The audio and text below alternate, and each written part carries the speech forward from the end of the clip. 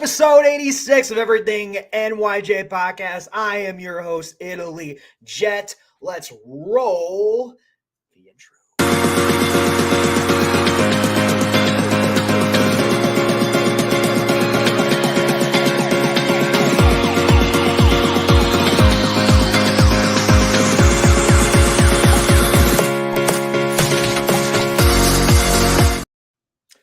Woo!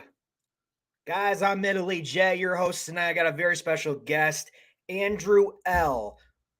He is a great guy. Love his podcast. Love everything he does. If you're on Twitter, man, you're missing out. Great guy. Great podcast. Welcome to the pod, Mr. Andrew L. What's up, man? Hey, what's going on? What's up, everybody? I like to do my intro when I do my podcast, so I'm going to introduce myself. What up, what up, what up? It's your boy, Andrew L. Casey. You're now tuned in to Everything New York Jets podcast. I know most people used to see me in my pod, but, you know, I've been invited to this show. Italy's a great dude. And I'm always available for Jets fans who want to talk Jets. So, you know, I made myself available. Kevin couldn't be here today. Neither could Jude, but that's okay. That's okay. I'm the fearless leader. And, I'll jump in when I'm ready. What's going on, man? What's going on? And we get lots to talk about, right? So much. It's like it's not even training camp. And then it's like, well, all right. Well, I mean, typical Jets fashion. So let's get right into it. The first one I want to start off with is Chuck Clark. Fear of an ACL injury. You know, he's Iron Man. He always played every single day when he was with the Ravens. So is there anything you want to comment on Chuck Clark? Like, what do you think about the situation right now? It's okay. So the Jets are kind of like in this snake bitten position when it comes to the safety, right? Mm-hmm. I know a lot of fans were happy with, getting Jamal Adams out of there, getting all the picks and, Marcus May leaving. But I've always said this, the Jets drafted two premium safeties in the first round, right? Sure. And you're shipping those guys out. It's going to be hard to replace. And people were naming Ashton Davis and Whitehead and these. I said, these guys. As much as people may hate Adams and call him a box safety, there's a lot of stuff he did well when he's healthy. A lot of things he do well. Sure. Mm-hmm. Marcus May, a great guy in coverage when he's healthy. So you're missing. You have two big holes at the safety position, and now you're trying to replace it in this revolving door. And Chuck Clark comes in, and with his his background with the Ravens, that's a team who always historically has a good defense. Decent guy, average. I wouldn't say he's like good or great or whatever the case may be, but he was a better option than what we have. The injury definitely hurts us. It hurts us depth wise. We don't really have a legitimate answer at safety, and that was one of our weakest positions last season. So for me, it's just here we go again. How do we fix this? We never really addressed it, properly, and we haven't addressed it since we let those aforementioned guys go. So for the Jets and for Jets fans, the hope is that the new guy we brought in today from yesterday from Green Bay. And Adrian Amos is going to be a solid guy, but there's still still some questions at the safety position. So, it's just one of those things, bro. It's one of those things, and I wish all the best for Chuck Clark, but ACL injury, man, hard to come back from. We got to move on. We got to move forward. Hey, man, I totally 100% agree with you. Let's do roll call. Jets mess. What's up, man? Thank you for tuning in tonight. As we keep this roll call going, definitely like to appreciate everyone in the background, everyone all over Jets Twitter and social media. Hop on in. It's going to be a great show. Andrew, I have another question for you with Amos. What do you think about his acquisition? He is just – it's really interesting with him, right? I mean, come from Green Bay. He's a former Bear as well. Mm-hmm. I think he can fit in pretty nicely. Do you think – this was a desperate move, or do you think this was just like okay, we were just going into it that we were going to beef up the safety position, or what are you thinking? I mean, in the position that we're in, right? He wasn't on anybody's radar He has 7 interceptions over the past 4 seasons, 4 sacks, no defensive touchdowns. It's one of those things, and of course, the running joke is he's a Green Bay Packer, right? Former Packer. If you want to say the New York Packers, the Jets with a G and everything like that. Green Bay East, right? The Green Bay East and everything like that. It makes sense because at least he has some familiarity with Rodgers and other guys on the team. People will speak for him. There were some tweets out there that people were speculating that maybe DJ Reed was upset, especially with a guy like Will, Will Parks no longer being on the team anymore. Philly Will. Yeah. That was one thing. There's always felt like there's some sort of tension, sort of friction with the current roster, the guys on the defense, especially being the most vocal when certain guys either leave or whatever. I don't want to say desperation is out of necessity. The Jets, Chuck Clark was gone. Hey, we're just somebody we could grab. I don't know much about the kid. He's 29 years old. He has experience. He's been starting, the last 4 seasons, been healthy relatively. That's what you want. You want somebody who's healthy, someone who could probably get a couple of interceptions, but he doesn't jump out at me like, wow, like, oh, this Adrian Amos dude is going to be like a killer or something like that. He's going to be he has to be a solid guy. He has to make his bones. And this is going to be a tough year to do that. Hey, man, I agree with you. And also, it's kind of like he has a chance now to start. Now, like he could be the starter. I can't really see us getting another safety. I think maybe Joe Douglas and Sal is going to count on those young guys. What do you think about the linebacker position when we go through that? You got Mosley, you got Quincy Williams. They love Sherwood. Love Sherwood. After that, what do you thinking? Do we bring back Quan? What are we thinking? The Quan stuff is so interesting because he had the meeting with Pittsburgh, and I was for sure he was like Pittsburgh. Haven't heard anything out of Pittsburgh. Amen. It's pretty quiet. He's still available. He's still there. The problem with the linebacker position, and this has always been a problem, is we can't cover the tight end at all. We just cannot cover the tight end, and good receiving running backs, to give us a real problem. Mosley is a dog. He's a veteran, but he doesn't have the ability to keep up with a tight end, right? Quincy, again, big hitter, energy guy, love his motor. If he was a little bit more intelligent between the ears, I think he has enough speed and enough talent to cover. I just need the gray matter has to matter a little bit more. It has to be better between the ears, and it could work out.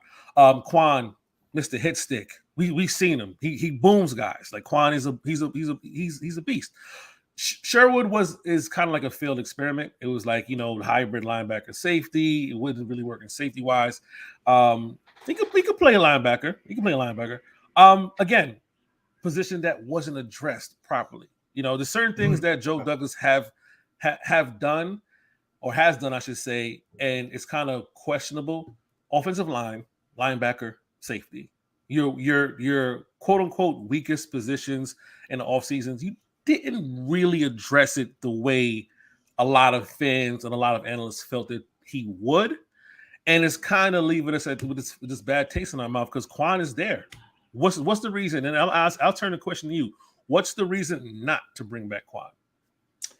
Well, I think their plan was, in all honesty, I think they really wanted to count on the young guys. They really think maybe Sherwood was going to step it up and be maybe that third guy. Also, I think they were thinking this too. Chuck Clark moved a little bit to linebacker because he's a box to box guy, and he's great in coverage. So I maybe think they were counting on that a lot, and then bringing Amos back in as a backup and just for depth. Well, now that's totally changed.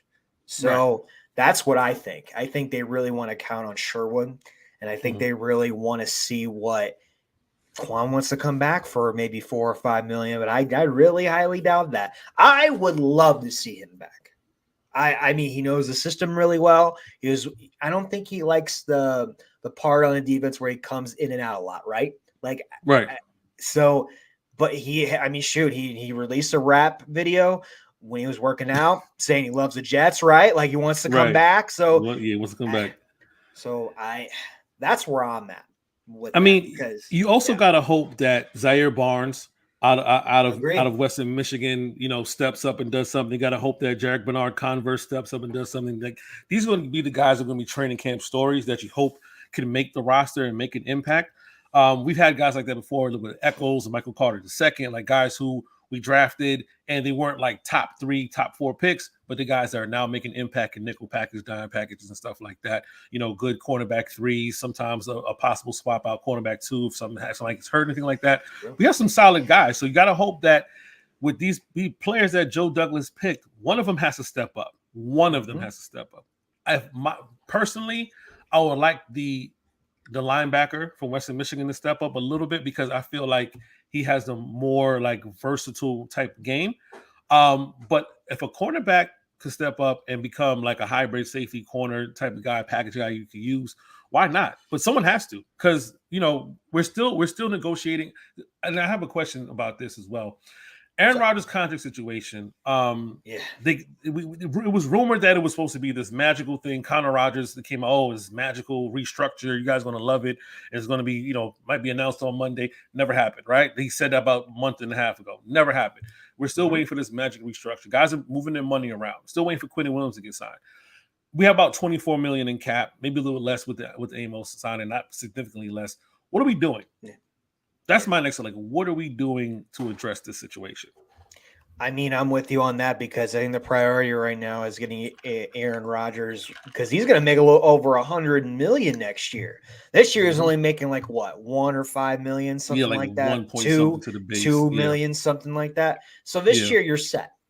Next year is like, I really think he wants to be here for 2 years, maybe even a year. But here's the thing: if we win a Super Bowl, knock on wood, wherever I'm at, we win. But I think he really wants to be here for at least 2 or 3 years. So you got to do it now, and you got to put Quinn. I mean, what training camps like in July? And it's like 2 weeks away, maybe 3. So they got to get on this. And I understand you go and sign Amos because of the Chuck Clark thing. Totally understand that. Very valid. But what's the holdup? Like, I understand we're making moves. I know this is not over with, right? OTAs is gone. Training camp's gone. We're going. Training camp's coming up. And then even the games, right? We're going to be adding players, cutting players. We're cutting football players, like really solid football players now in the last 2 or 3 years. Pinnock, what a shock, right? Right. That was definitely a shock. So it's going to be very interesting to see what they do next because, man, they just got to get it. They got to get it done. I understand Q's having a baby. I get that. Like, you got to take some time off for that. Right. But it's true, though. Like, what are we doing? Right. I'm not worried about it, but what are we doing? Right. Right. I think also, though, and this is Salah's philosophy. If you in San Francisco, they kind of like rotated a lot with the secondary, especially with the safety position, right? They love the hybrid type of guys. I think the philosophy is if our front 4 is that great with the guys we rotate, we're going to pressure the quarterback. And these quarterbacks are going to be throwing jump balls up. And if you're a safety with half a brain, you should be able to get a jump ball. You may not have to deal with a lot of different coverages and schemes. The problem was last year is you saw when coverages broke down, like a lot of people were feeling, it was a rookie curve for Sauce. And it wasn't Sauce. It was our safeties blowing coverage. And it's like, Whitehead could hit, can't cover. You know what I mean? And I forgot who the other guy was. I forgot what the other guy was with like the 2 interception game. We were like, whoa, like he's there. But you notice those interceptions were because of the great pressure, great, blitz schemes, attacks, and stuff like that. That's what the Jets are hoping for. We don't need great safety. We just need guys to play center field. But the downside is if you get stymied at the line, then guys got to play. They got to cover. Your quarterbacks should only do so much. We've seen some bonehead plays last season, and it's a top defense we're talking about. We're still talking about a top-ranked defense, top 3, top 5, however you want to split it, with an opportunity to really prove themselves and be a number 1 defense. You got to hope that guys like Huff, McDonald, Quinnen, Quincy, maybe if Quan comes back, this could continue. A lot of JJ, like no one's like, no one's like, no one's really talking about JJ. Like this is a guy that we traded up to get. Like no one's really talking about JJ. He looks great. Clemens, who I'm glad the big thing about Clemens, and I'm going a little spiel here, but the big thing about Clemens I love, he beefed up to play interior. Remember that block punt? That's because of him next to Quinnen. I think he's at 290 right now. I love it. I love it more than having Sheldon Rankins in the middle. If Clemens is going to be a versatile guy, play inside and a little bit outside, I love it. Do you like JFM too in the middle? JFM is a funny guy because JFM kind of gives me a little bit of a Calvin Pace kind of Sean Ellis after his double-digit sack year vibe. Like, we know what you can do, and we need you to do it. Like, we know that you could be maybe like a 7 to 9 sack guy. We need you to do it. Like, Carl Lawson made a bold statement, like, look, I owe you guys. You know what I mean? I'm on the roster. I had 7 sacks last year coming off of a torn Achilles last year, 7 sacks, which is phenomenal.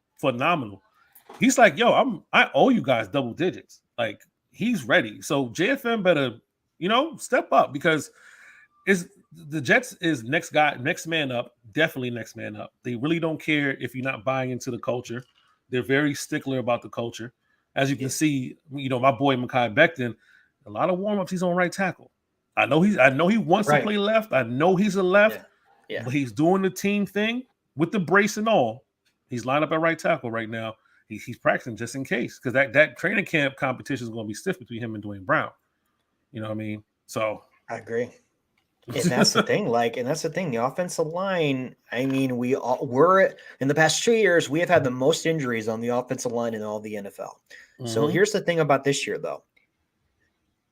JD went out and got some guys. Becton's back.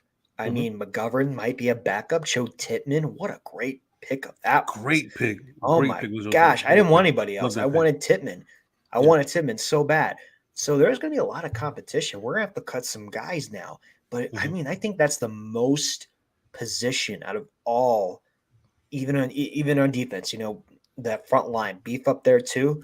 But offensive line, you got to have a lot of guys with us. We have the worst luck, always the worst luck. So whoever we come in, man, be ready. Just like with Chuck Clark, next man up, be ready because your time's gonna come. Like it's the Jets, time's gonna come. So the mass unit. Get ready. Exactly. Oh, my man, Portel, how you doing? He's on the Jets. Jigga Man, thanks for the follow, Jigga Man. I just followed you back. Thank you. Shout out, man. Appreciate you. Yeah, man. Good guy. Always grinding every day. We do have a Jets show over there at the Jets Evening Brew on the Brew Sports channel. It's it's always good stuff. So all right, let's talk about the front line since we were talking about Lawson, Clausen, JFM and then Clemens. They're going into the middle. It seems like, and then maybe JFM might play a little bit on the outside, but are you satisfied with getting McDonald? You satisfied with Huff? Is this kind of seem like a little bit of a San Francisco, Seattle thing like Saleh used to do? Doesn't it feel like that? Right.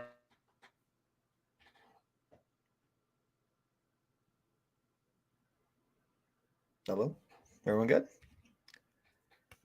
Pushing the San Francisco defensive methodology on New York. I like it and I don't like it. The McDonald pick, we did the draft party. Shout out to everybody who came to our draft party. Middle Initial Podcast draft party was another sold out event. When he got selected, even the Cowboys fans that were in there, the Giants fans there, and they were like, what? Like who? Watching him play, seeing the film, I was like, okay. Yes. Okay. Yes. All right. Yes. If he's going to be a guy who can play a little bit of edge, a little weak side, play, fingers in the dirt, off the edge as well. I like it. If he's going to be versatile. Huff, one of the fastest get offs. Give him more time. Give him more snaps. They use him too much in situational. Give him more snaps. I think he did like maybe less than 30% of defensive snaps last year. Beef that up. Guys are gonna have to split. I think if Quinnen, because remember Quinnen last year, when Olbrich was talking about Quinnen's gas, that was the most, like the highest percentage of snap counts that Quinnen was playing. He's actually on the increased snap counts, right? I believe so. I'm not too sure. I'm going to have to verify that. But Quinnen was playing a lot, and you're going to expect that from him. But with all the edge help we have, it's going to be a bigger rotation. I kind of hate that it may cut into Jermaine Johnson's time. I like that Clemens is going to be versatile. He might be more situational, especially in the middle, especially for an addition like extra pass rush strength up there with him and Q, because you can't double Q and him. JFM is going to have to step up a little bit, and I like what we have, man. I like what we have. If healthy, it works. We were good last year. I like what we have. Only thing I didn't like was how we were in the middle next to Q. Like without, whoever was next to Q wasn't that great. So we'll see. Do you think compare McDonald and Huff real quick? Who's got the fastest get off and who is better out of them two? Because for me, I think McDonald has the fastest get off over Huff. But McDonald just needs to beef up. He's just not. He's a skinny guy, small guy. If he just beefs up, I think he could be a complete player. But do you think that's a fair? Do you think it's fair between both of them? There was a video of showing McDonald's bend. I think they would do like the drill. Correct. Yeah, with the hula hoop or whatever it was, and he ran around. No, Huff still has the fastest get off. I'm sorry, Huff. That's fine. Huff's get off was top versus veterans, NFL pros, veterans. I love the kid. He may surprise us, but it's still Huff. No, Huff is nasty. Huff is nasty. Like he's a guy that needs to play a little bit more to see if he has more playing time. What does that do? You know what I mean? I've watched him live. I've watched him on film. I've watched him, during the game or like on TV. Every time he's in the game, it's like, yo, he's getting to the backfield. He's a huge takeoff. He needs to play more. But you're hoping that them working together, he's pushing him.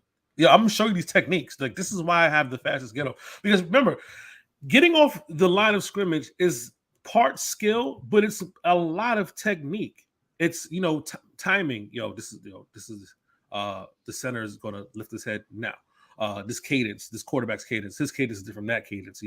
This is audible. So like whatever. Like all that stuff, Huff is going to be feeding him and teaching him how to get better week by week during training camp, during preseason, during regular season. We're not going to see the full extent of them working together until like midway towards the end and then possibly 2024. But him mentoring him and getting him where he needs to be is going to be very important. So I would look out for McDonald to have maybe first half 1 to 2 sacks, but finish strong with at least 6. Like to end the season, if the learning curve is there, I can see McDonald finishing at least with 8 sacks if he's picking up what Huff is putting down. Man, I couldn't agree more. I'm more excited about him right now than some of our draft picks. I understand, you're not always going to hit a home run every year with the draft, right? That was just so damn lucky last year, but it was Joe Douglas fashion because he won his guys. He won his guys who jumped up to get Breece Hall, jumped up to get Vera Tucker a couple years ago. Like when he wants someone, he's going to go after him. He's going to hold on to them. That's why we got to treasure this because you never know in 2 or 3 years. We got to pay all these guys. Who are you going to let go? Who are you not going to let go? In this year's draft, talk to me about Joe Tippmann. I know we talked about a little bit of this off air. Is he the next Mangold or is he just – I know it's a lot to live up to. But do you think Tippmann has that potential to even be first-day starter? Wisconsin guy, man. He's a Wisconsin guy. All the Big Wisconsin 10, guards, man. Everyone, centers, tackles. He's a Wisconsin guy. And there's one thing I'll say about Wisconsin offensive line. I don't know if it's the dairy out there or whatever, how good the cheese is or the milk. These guys are big, they're strong, they're athletic, and they're smart. They're smart. And the thing about being a great offensive lineman, and this is in any sport, any position you play, there has to be a level of intelligence that you have, and that it gives you the ability to say, I can learn, I can absorb, I can be better, the willingness to learn, and tie that with your physical attributes. I feel like a guy like Tippmann, if he did, he's not going to, but if he lost out at the center position, you could put him at guard and be disgusting. Or you could say, you know what? These guys, McGovern is a solid dude. Let him play center. Let's fuck the game up. Let McGovern play center. It's not a bad center. And your guards are now Laken Tomlinson and Joe Tippmann. Mm-hmm. Over to the offensive line looks a little bit different. Then you bookend with your tackles. Like you could, all right, I don't know what the situation with Font is, but Brown, Becton, Font, who else? Mitchell, who I feel has a lot of underdog potential. Because I don't know if you saw how he looked in OTAs. He looked like he beefed up, and we have an opportunity to really mix and match and see what works out, and that's what training camp's going to do. But yeah, I think Tippmann got it, bro. Next man goal is yet to be seen. I'll say this much: too early, right? Too early, right? Too early. But I'll say this though: when we had Kevin Mawai from out from the Seahawks and everything like that, like that's one of the greatest guys I could see. I remember just watching the tape cross, pulling around the bend and knocking dudes out. And I'm like, we can't replace this dude. And all of a sudden, we get gifted Nick Mangold, and Nick Mangold's a friggin' beast. And I'm like, if this guy Tippmann is half of either one of those guys, it's going to be scary. It's going to be scary. And just also remember, there's a lot of Jets fans who were banging the table to draft the center in the first round last year. How's that working out? How's that working out? Because we did that. Ooh, yeah. So Pepperidge Farm remembers everybody banging the table for the center that the Ravens drafted. I forgot his name. Forget his name right now. But yeah, like my philosophy last year, like you don't draft the center in the first round. That's a luxury position. But you get a guy like Tippmann next year after you said you got Sauce, you got Brees, you got Johnson. Hey, you got Garrett. Like, hey, we get a center whenever, and we got one. Possibly.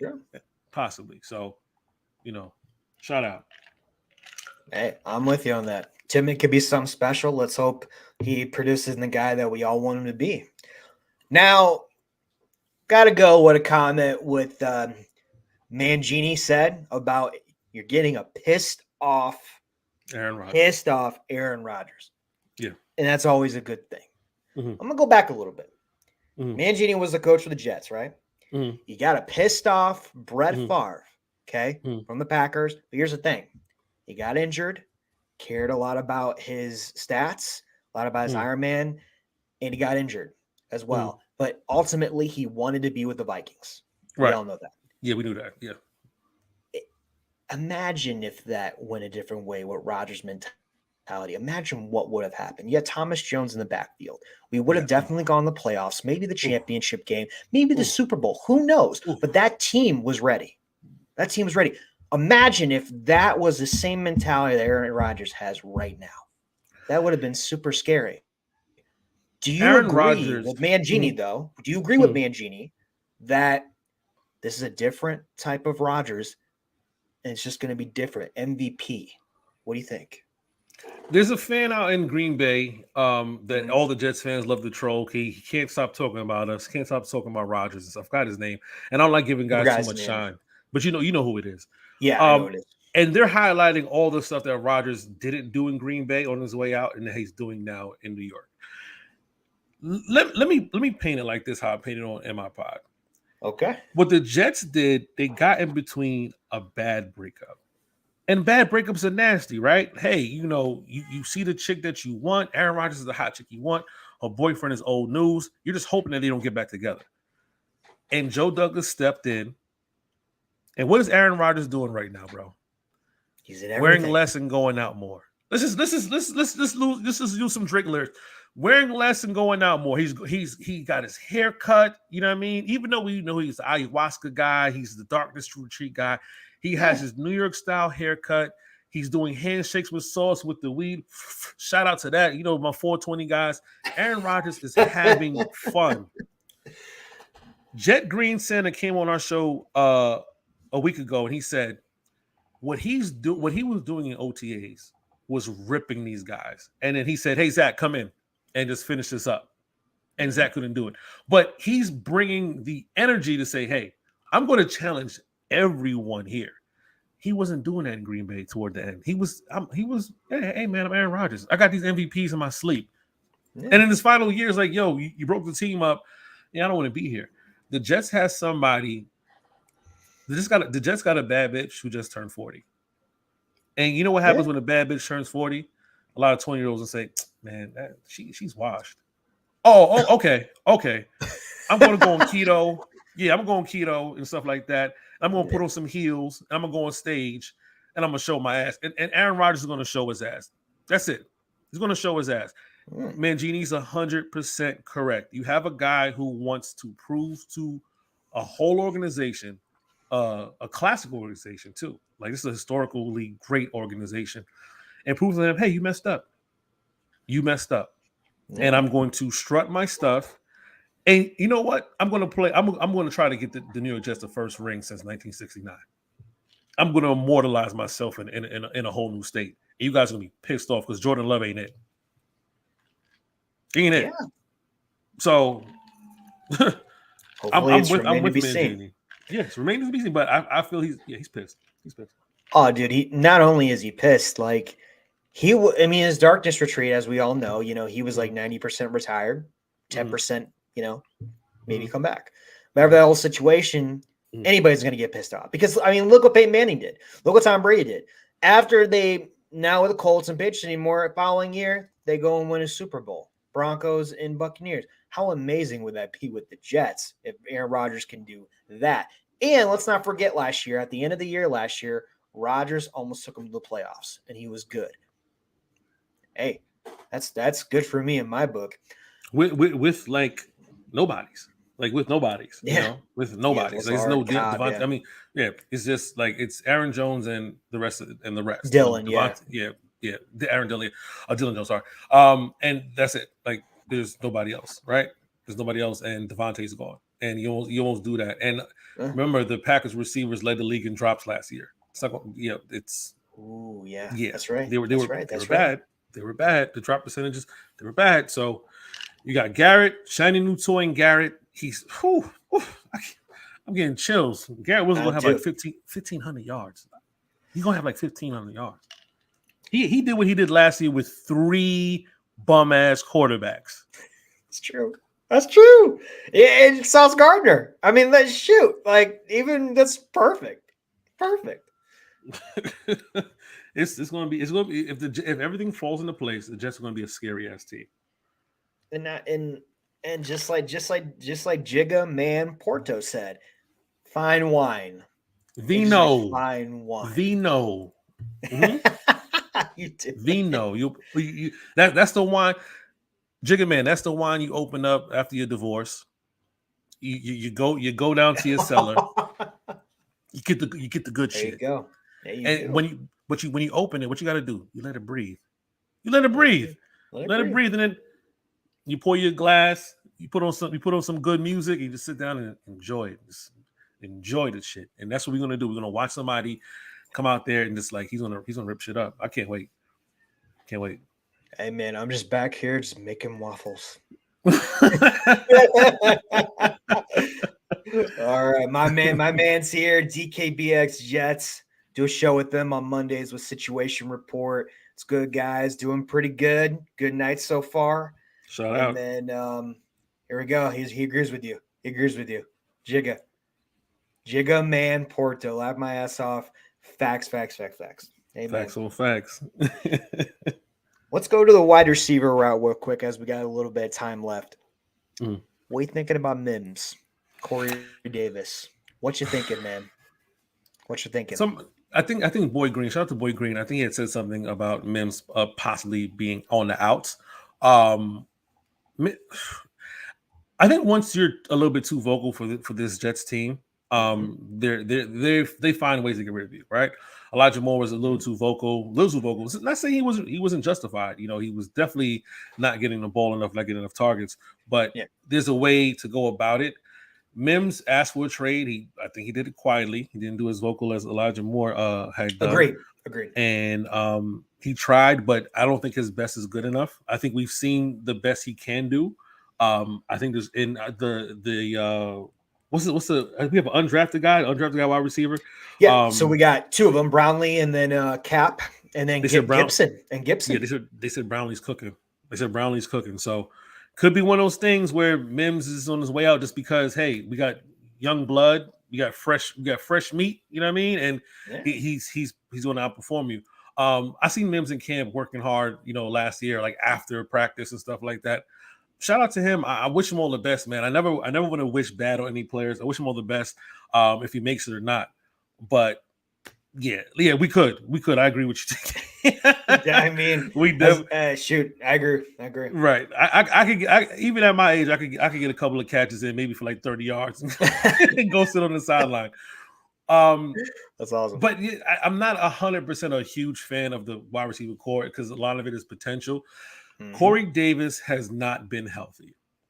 When Corey Davis is healthy, though, he's a beast. Averaging 15.7 yards a catch. He's a deep threat. Corey Davis has to be healthy. Another guy I was surprised. Lawson and Corey Davis are the two guys I was surprised who weren't cut because they would have definitely had $20 million. I think the Jets feel like they can get the most out of them with Aaron Rodgers being present, with Lawson having this chip on the shoulder, and Corey Davis look, realizing, hey, I'm not playing with Zach. I'm not playing with Flacco. I'm not playing with Mike White anymore. I'm playing with a legitimate quarterback.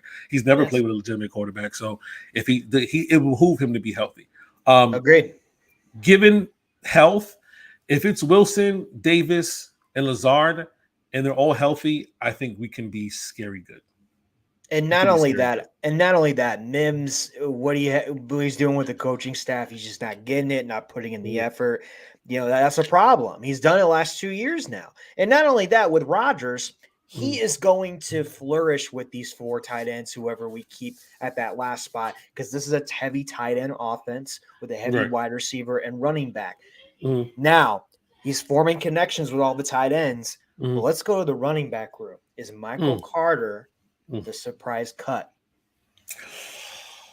I would be surprised because Michael Carter is such a good guy. Yeah. He's one of those guys that you keep around because he's positive for the most part, good energy. He's friends with a lot of guys. He blew his chance to prove something. He's a good leader too, yeah. Blew his chance to prove something last year. I believe that Michael Carter was injured last year, though. I believe he was injured. Whether it was major or not, I think he looked very slow. He didn't look as quick as agile he did in his first year. Looking at what we have, I have to wait till training camp. Could he be cut? Yes. The Dalvin Cook rumors were sizzling for a little bit, and I'm like, if Cook comes here, which I'm not really 100% a fan of, but if the Jets did get Cook, it would be because Brees won't be ready, and they don't believe in the rookie, and they don't believe in Carter. And also remember, they let go Ty Johnson, and Ty Johnson was pretty decent. So, yeah, he could be a cut. I want to wait and see, because just like San Francisco, go back to that, the rotation of running backs, and Green Bay had a good rotation of running backs too. I wonder how Nathaniel Hackett is going to work in this offense, because I know he really wants Brees, and I know he's seen what Brees can do. Could you imagine the Jets are like healthy, Brees healthy, Davis healthy, Wilson, Lazard, and then throwing your tight end package? Like, Rodgers is going to have a field day if these guys are healthy. So yeah, it's like that Super Bowl run he had with Green Bay. He had all kinds of weapons. It's fantastic. I love Carter. Wait till training camp. We'll see. Yeah, exactly. We'll see. The rookie we got is electric. Is he? Yeah, he's electric. He's electric. Oh, I love He's like a little Brees 2.0. He's electric. I want to see how that works out. But they said Brees is healthy. They say he's on pace. Yeah, but how much? I just don't know how much I believe in that. Like, well, actually, I do believe it. I've seen footage, I believe it. But like, we've had setbacks with injuries before with the Jets, right? I mean, Mekhi Becton is the top one to say all about that. Barrett Tucker's on pace and he's doing well, but you just never know with that ACL tear. Sometimes you're like, okay, I'm great to go. I'm good. I'm a bullet. I'm a dog. I'm in. But man, if he isn't, if something, Lord willing, knock on wood, if that doesn't happen, I mean, we got to pick up someone, or maybe Izzy and Knight come in and do something, and maybe Carter comes in, or pick up someone like Fournette or Hunt. You know what I mean? Yeah, that's a good one too. Yeah, somebody want to cheat because Dalvin Cook wants to get bread. I don't know why people thought the Jets have a shot, because Dalvin Cook wants to get paid and compensated for the years he had in Minnesota. But my thing was always looking at it like this.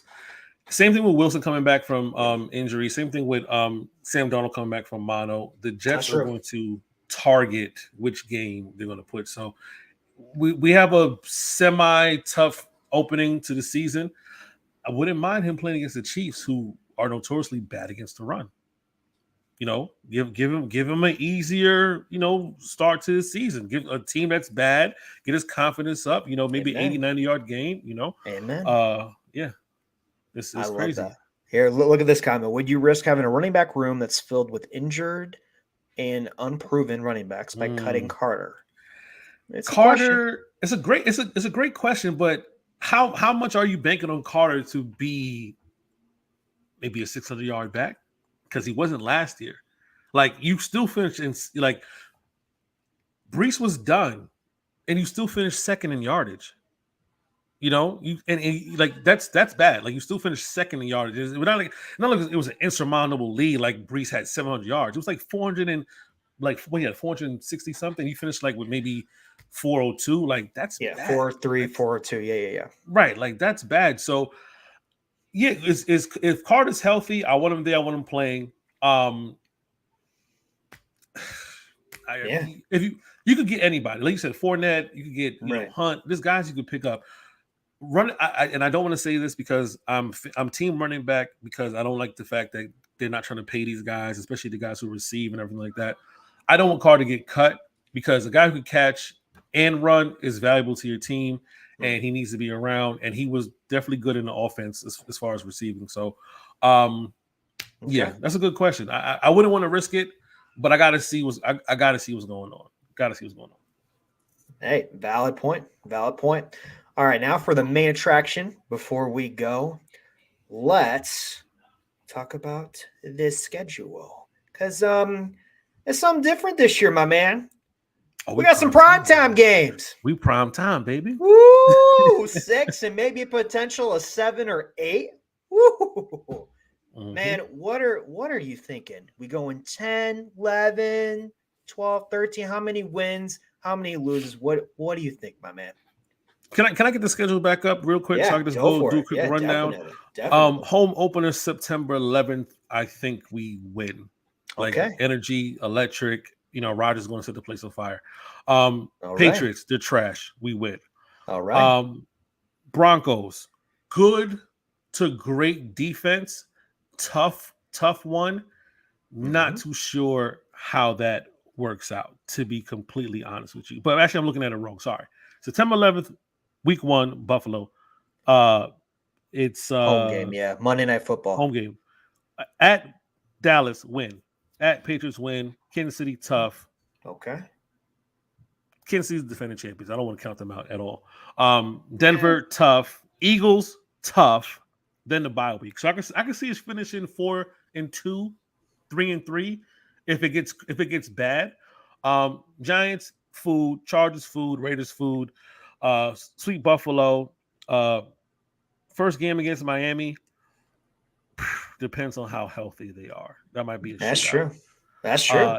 Falcons, food. Texans, food. Dolphins again, tough. Washington, food. Is that Browns week 17? That is Browns week 17 away. Prime.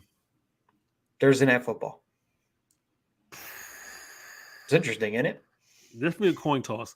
And I don't like us on Thursday night, so I say we might lose that one. And yeah, that's true. We don't have a good track record with that. I count at least 12 wins. All right. I count at least 12.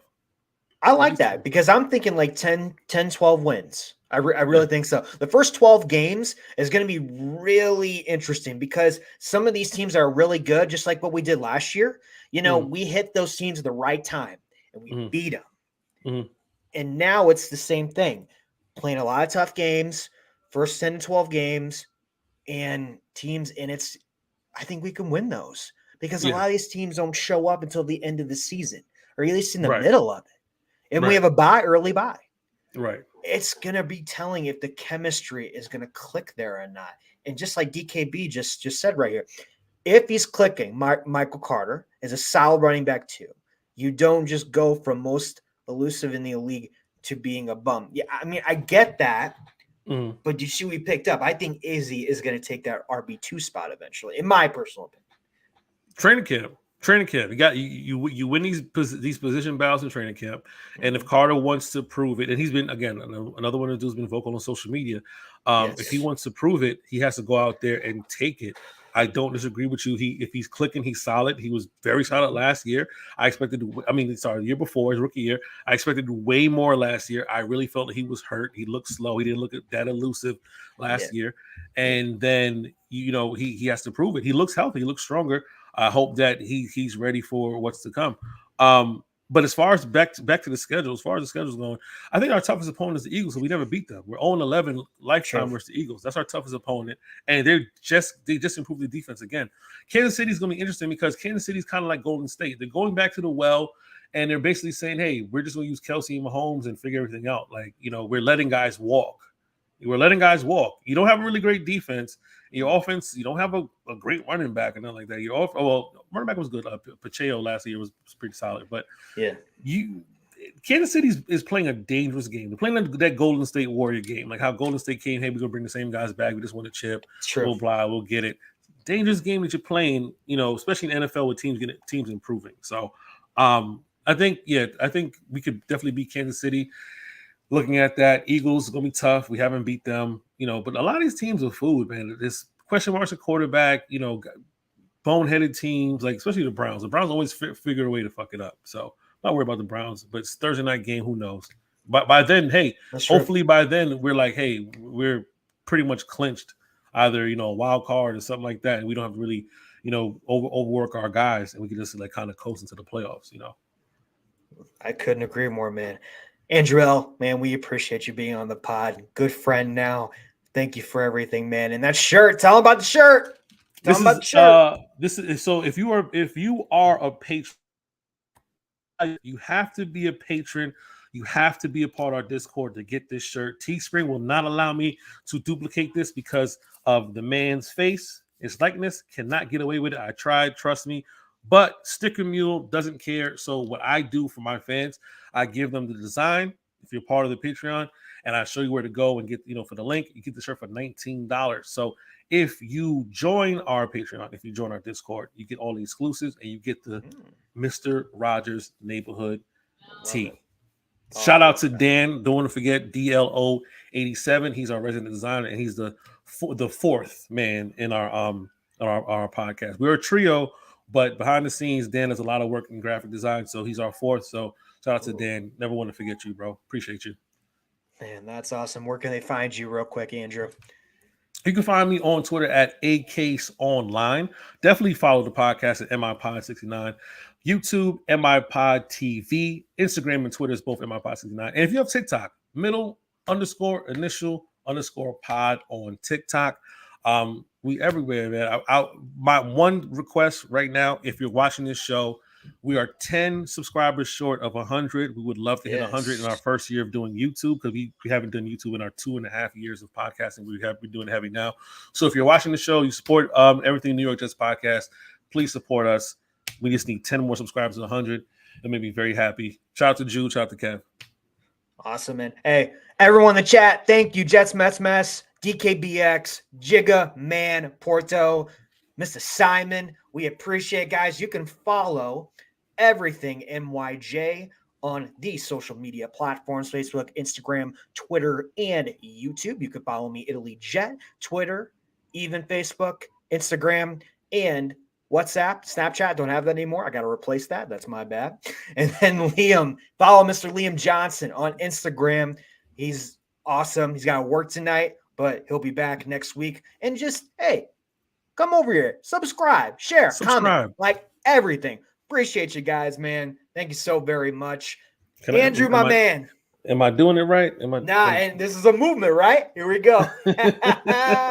Andiamo. Thank you guys very much. You guys have a good night. Jetta, baby. Woo!